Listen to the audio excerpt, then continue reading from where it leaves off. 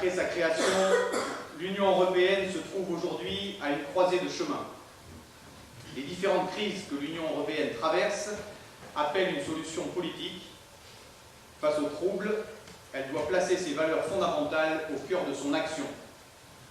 La solidarité, le respect des libertés et la justice. Les traités de libre-échange de nouvelle génération profitent à une minorité dans nos sociétés.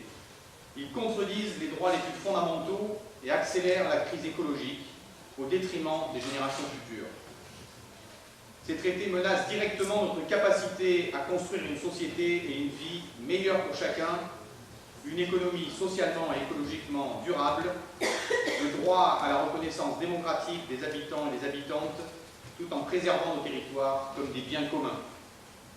L'urgence pour l'Europe est de consolider son économie en renforçant ses droits sociaux, économiques, environnementaux et du travail, et non de déréguler davantage ses marchés.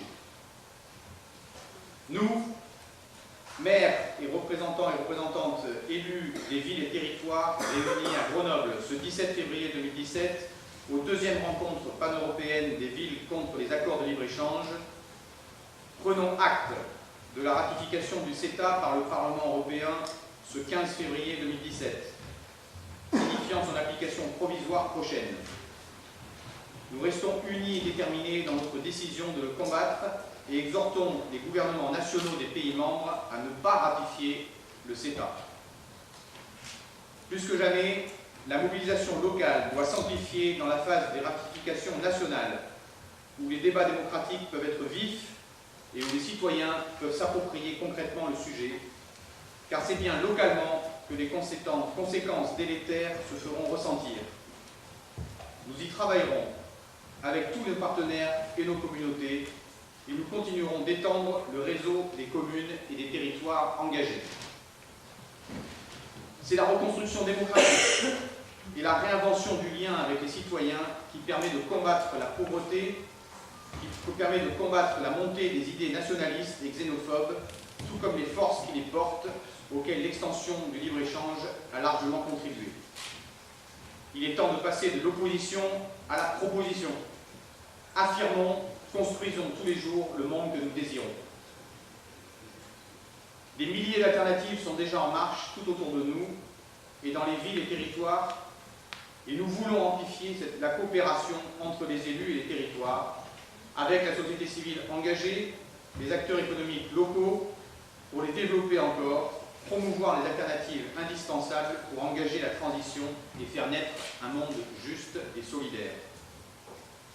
Pour résister à la dérégulation du commerce et de l'investissement, les villes et territoires doivent renforcer leur capacité de résilience et de coopération pour reconquérir les biens communs, retrouver les moyens de dynamiser l'emploi local, préserver l'agriculture biologique, préserver les écosystèmes, notamment en municipalisant les services publics et en ayant une commande politique durable et responsable. Nous voulons définir et promouvoir des règles d'un commerce juste et durable dans l'intérêt de tous et non celui de quelques-uns. Nous, maires et représentants et représentantes élus des villes et territoires réunis ce 17 février à Grenoble, voulons ensemble contribuer à reconstruire l'Europe depuis les territoires et avec les citoyens qui font sa force et lui donnent sa diversité démocratique et populaire. Une autre gouvernance est possible et déjà en marche. Nous nous engageons à communiquer cette déclaration proposée par les villes et territoires présents ou représentés aux responsables de l'Union européenne, aux gouvernements nationaux et aux institutions et organismes pertinents.